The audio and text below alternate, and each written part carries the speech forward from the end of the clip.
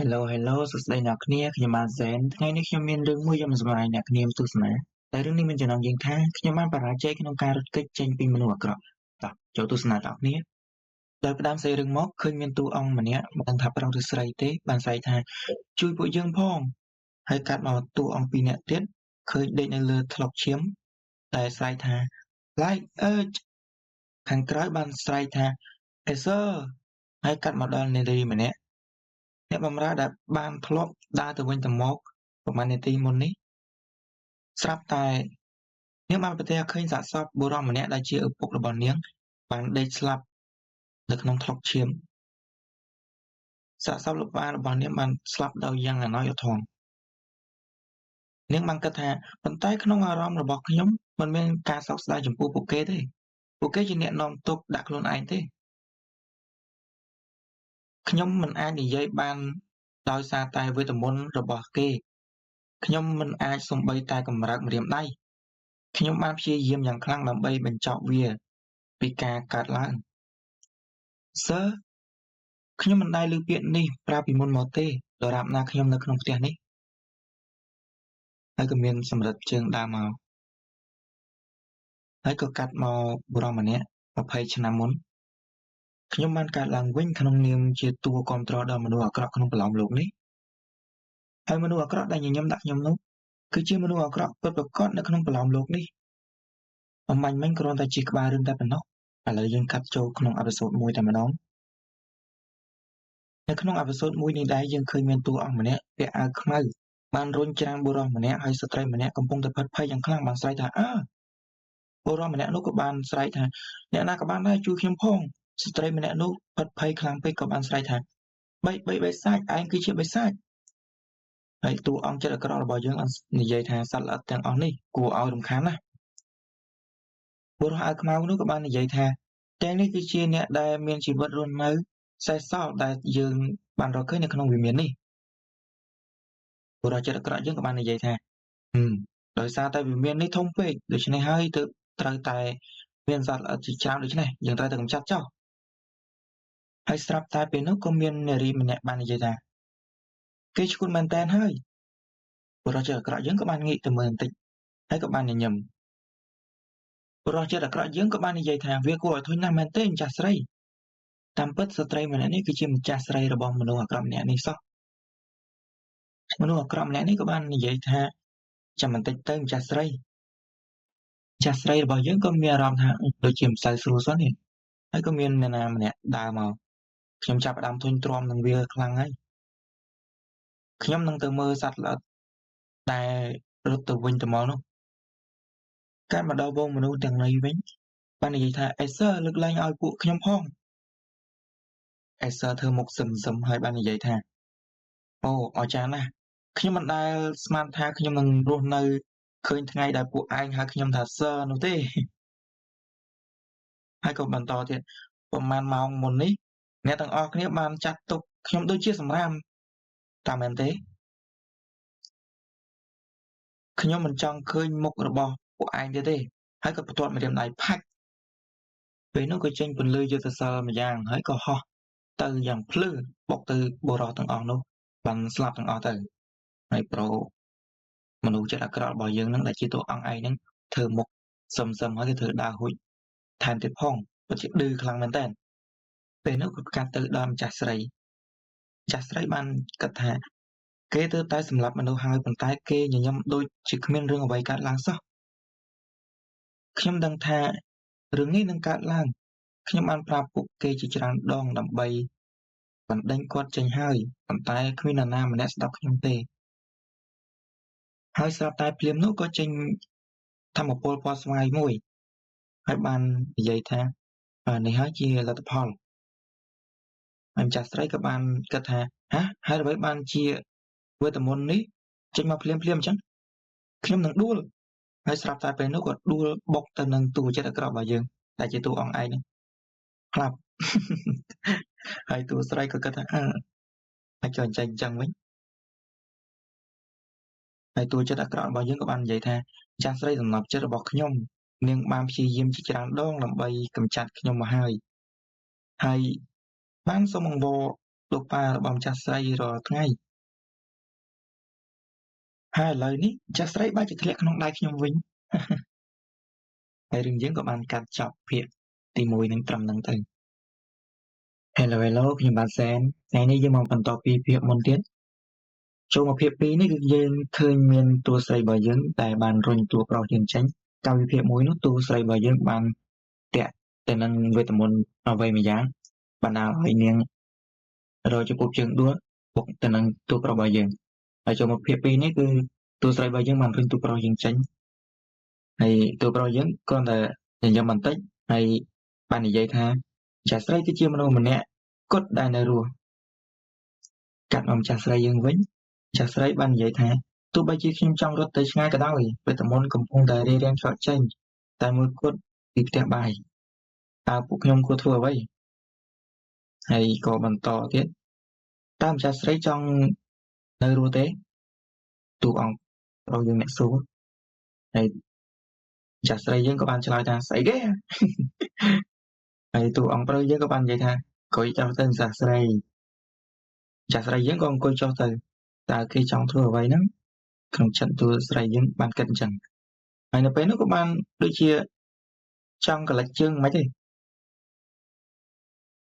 ហើយតួប្រុសរបស់យើងក៏បានសើចដឺថាហាហាធ្វើបានល្អណាស់ម្ចាស់ស្រីយើងធ្វើមុខភ្លើមិនទេហើយនិយាយថា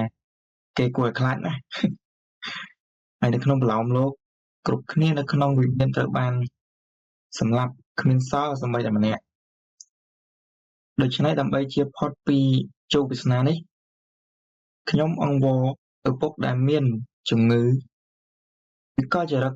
ឲ្យកម្ចាត់គេចេញពីទីនេះតួប្រុសតួរងយើងហ្នឹងនិយាយប៉ុន្តែគ្មាននរណាម្នាក់ស្ដាប់ខ្ញុំទេហើយឥឡូវពួកគេគ្រាន់តែបន្តធ្វើបាបគាត់ខ្ញុំគឺជាមនុស្សម្នាក់ដែលដឹងថាគេគឺជាមនុស្សអាក្រក់តែបែរនឹងគិតថាមានតែគេដឹងថាតួអង្គប្រុសយើងជាមនុស្សអាក្រក់ចឹងទៅហើយនេះគឺជារឿងដែលជាមិនរួចទេពីការចាប់ដើមហើយតួអង្គប្រុសយើងក៏ដកដង្ហើមធំ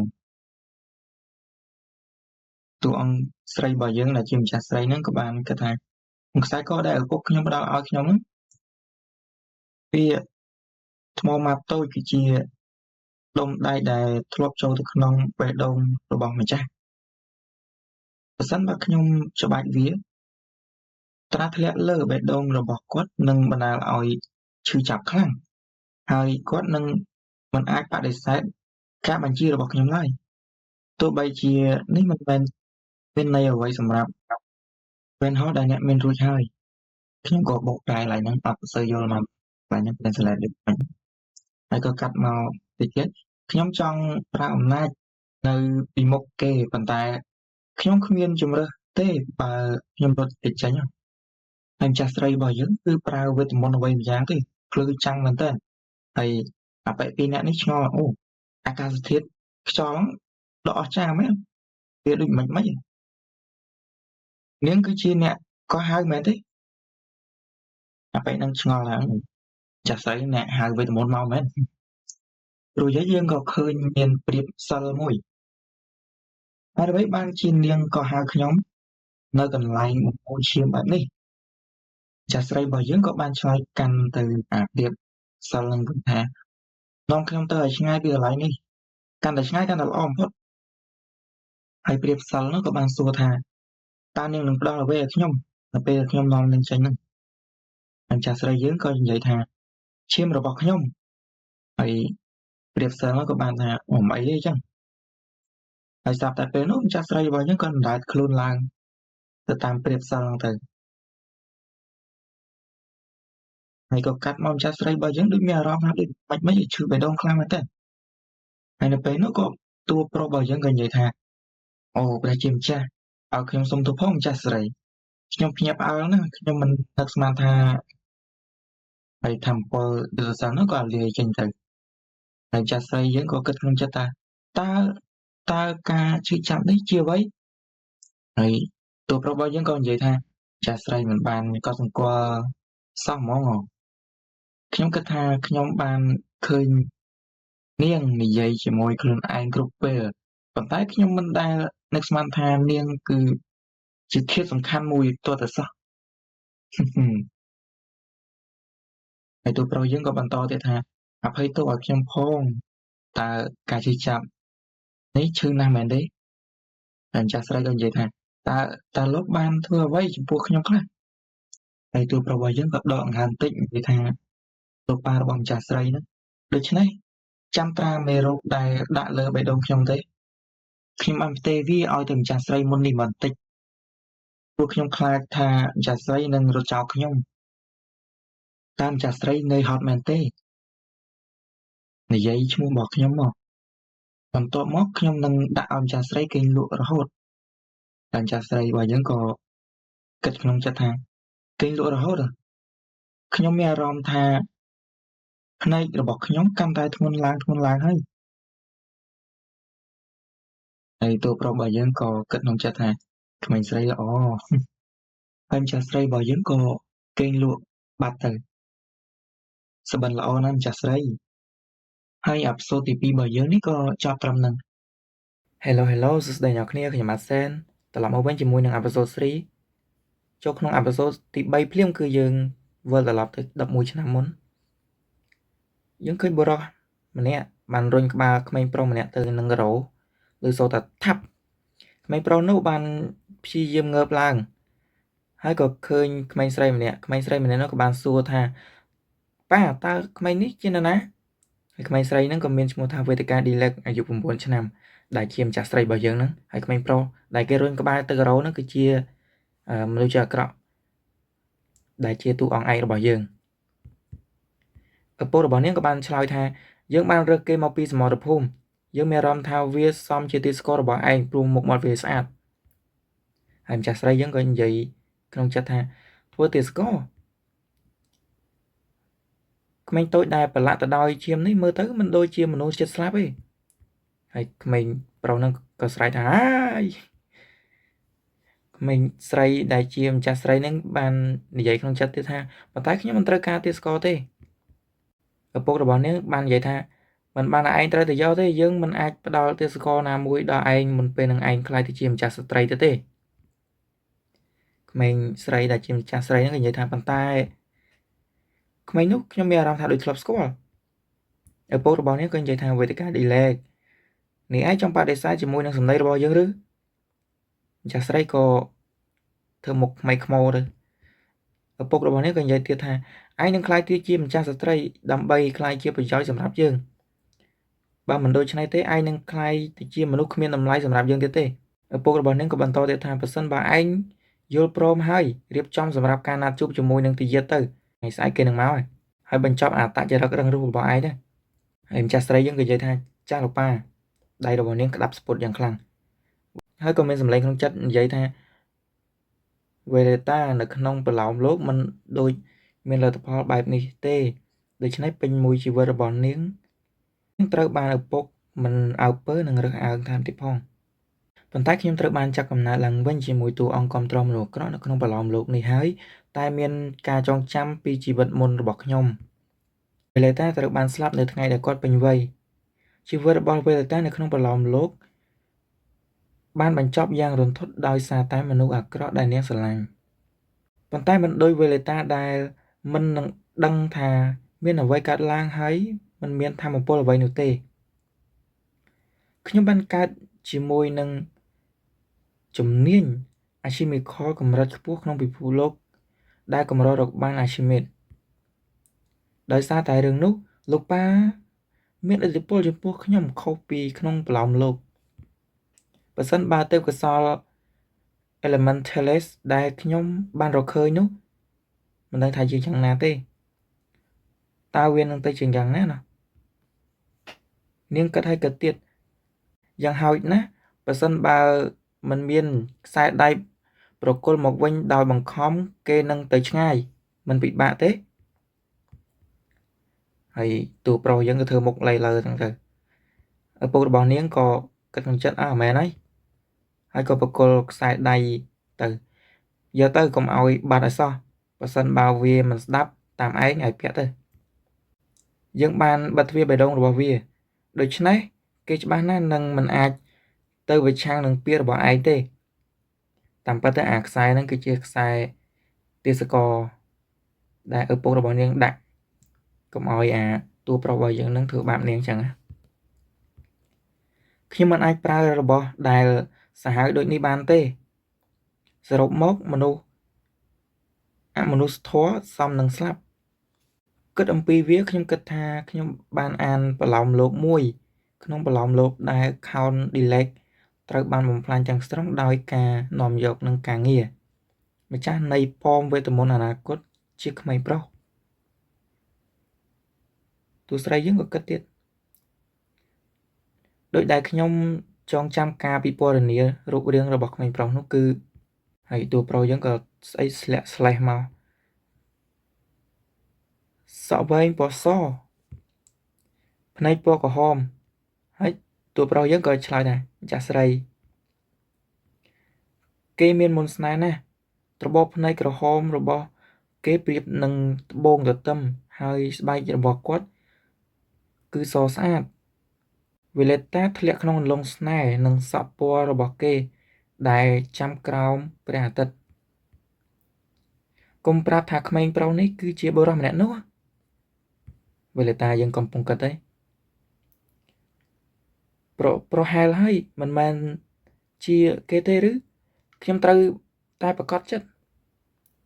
ហើយតួប្រុសយើងធ្វើមុខស្មើញញឹមស្មើហ្នឹងទៅម្ចាស់ស្រីយើងគិតក្នុងចិត្តទៀតគួរសួរឈ្មោះគេអត់ណាហើយក៏សួរទៅតែឯងមានឈ្មោះអ្វីតួប្រុសយើងក៏និយាយថា Wenso Hot ម្ចាស់ស្រីឈ្មោះ Hot ហៅ Hot ទៅមនុស្សដែលនឹងខ្លាយទៅជាមហាមន្តអាគមជាម្ចាស់ប៉មវេទមន្តដែលអាចលុបបំបាត់តួសំខាន់យ៉ាងងាយតួប្រុសយើងកំពុងតែដេកសម្រាប់ព្យាបាលតួស្រីរបស់យើងនិយាយថានេះគឺជាលទ្ធផលនៃការព្យាបាលមិនទាន់ឬអ្នកបម្រើក៏និយាយថាមែនហើយដូច្នេះដែលអ្នកនាងនិយាយនេះគឺត្រូវហើយ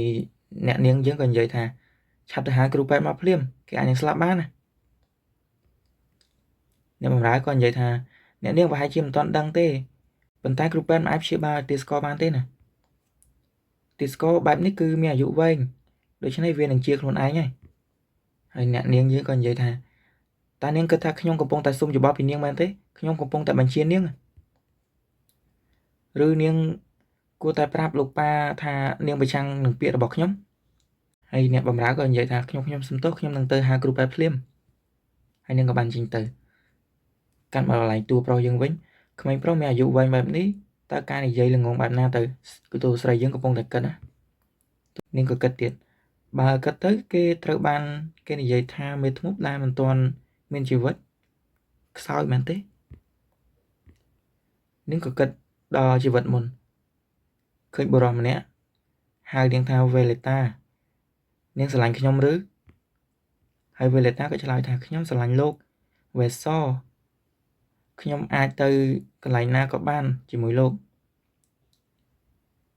វេក៏បានសួរទៀតថាដោយសារតែអ្វីនៅជាមួយខ្ញុំមកនៅពេលដែលត្រូវការសងសឹករបស់លោកនៅក្នុងផ្ទះនេះត្រូវបានបញ្ចប់ខ្ញុំនឹងជួយវេលេតាអ្នកនិយាយរួចហើយវេហ្នឹងក៏ច្បាច់កតួស្រីរបស់យើងហើយវេហ្នឹងក៏សួរទៀតថាតើវាពិតទេប៉ុន្តែធ្វើយ៉ាងម៉េចទៅខ្ញុំគ្មានថ្ងៃស្រឡាញ់នាងទេហើយក៏ឮសំឡេងមួយគេនិយាយថាវេលេតានៅក្នុងប្រឡោមលោកនេះចាត់ទុកគេជាគូស្នេហ៍មិនមែនជាទេសកលទេទោះជាយ៉ាងណាក៏ដោយវេបានព្យាបាលនិងប្រើប្រាស់ស្រីម្នាក់នេះយ៉ាងជិតស្និទ្ធរហូតដល់គាត់ក្រោកឈរខ្លាយជាមេធ្មប់ហើយបន្ទាប់មកបានសម្លាប់មនុស្សស្រីម្នាក់នេះយ៉ាងគោខើហើយក៏ឮសំឡេងមួយអើយខ្ញុំនៅមិនសុខសោះនេះកាន់មកដល់វេលេតាយើងបើសិនបើខ្ញុំធ្វើថ្នាំឲ្យក្មេងប្រុសនោះខ្ញុំមិនចាំបាច់ទៅរកគ្រូពេទ្យមែនទេខ្ញុំត្រូវបញ្ចប់យ៉ាងឆាប់រហ័សព្រោះខ្ញុំងងុយគេងណាខ្ញុំអាចត្រូវបានចាប់ក្នុងរយៈពេលពី3ថ្ងៃប្រសិនបើរាប់បានថាខ្ញុំកំពុងប្រើអំណាចរបស់ខ្ញុំ ខ្ញុំនឹងទៅរកគេឲ្យបានឆាប់ប្រសិនបើស្ថានភាពរបស់គេប្រសើរឡើងជាមួយនឹងរឿងនេះព្រោះខ្ញុំមិនចង់ស្លាប់ដូចនៅក្នុងប្រឡោមលោកទេបើខ្ញុំឲ្យគេនៅជាមួយខ្ញុំវេលាតាកំពុងគិតថាបើសិនជានៅជាមួយនាងដូចនៅក្នុងជីវិតមុននាងផែនត្រូវស្លាប់ដូចជីវិតមុនអញ្ចឹងបាននាងខំផ្សំថ្នាំឲ្យលឿនឲ្យអាហ្នឹងលេបទៅញាប់ជាចេញឲ្យឆ្ងាយអញ្ចឹងហើយក៏កាត់មកដល់កន្លែងក្បួនតម្រាគេនេះជាការប្រសើរណាស់ឱសថនិងរូបមន្តអាកុលត្រៀមរួចរាល់ហើយបន្ទាប់មកវេលាតាក៏និយាយថាអំណាចនៃវេទមន្តចេញសិលតាមផ្នែកឆ្វេវសិលក៏ចេញមកហើយយើងក៏ឃើញវេលាតាផលិតថ្នាំបានហើយក៏ទៅក្នុងបន្ទប់ក្មេងប្រុសនោះវេលាតាក៏គិតថាសំណាងណាគេនៅគេងព្រោះខ្ញុំមិនទាន់និយាយជាមួយគេទេពេលចាក់ថ្នាំលើខ្ញុំត្រូវចេញពីនេះឲ្យបានលឿននាងថាបើដាក់ថ្នាំឲ្យត្រូវចេញពីនឹងខ្លាចគេចាប់បានអញ្ចឹងពេលនោះឮតែភីវរាងកាយរបស់គេពិតជាមានរបួសពេញខ្លួនតែម្ដងបើទោះបីជាមានថ្នាំនេះក៏ដោយគេនឹងមិនអាចស្លាប់ទេហើយនាងក៏ចាក់ថ្នាំលើដៃរបស់តួប្រុសរបស់យើងតួស្រីក៏គិតទៀតថាបើដាក់ថ្នាំនឹងទៅប្រសិទ្ធភាពនឹងល្អជាងប៉ុន្តែការស្រោចទឹកថ្នាំក៏គ្រប់គ្រាន់ដែរខ្ញុំបានធ្វើអ្វីគ្រប់យ៉ាងដែលខ្ញុំអាចធ្វើបានហើយខ្ញុំសង្ឃឹមថាជាមួយនឹងថ្នាំនេះគេអាចនឹងជាសះស្បើយយ៉ាងឆាប់រហ័សហើយចេញពីទីនេះតួប្រុសយើងក៏បើកភ្នែកសឹមតិចព្រោះខ្ញុំមិនចង់ស្លាប់ទេហើយក៏អេពីសូតទី3យើងក៏ចប់ត្រឹមហ្នឹងចាំជួបគ្នាអេពីសូតទី4អ្នកគ្នាបាយបាយហើយអេពីសូតទី3យើងក៏ចប់ត្រឹមហ្នឹងចាំជួបគ្នាអេពីសូតទី4ណាអ្នកនរគ្នាបើសិនជាមានកំហុសខុសឆ្គងក៏កុំភ្លេចខមមិននៅខាងក្រោមបាយបាយជួបគ្នាវីដេអូក្រោយ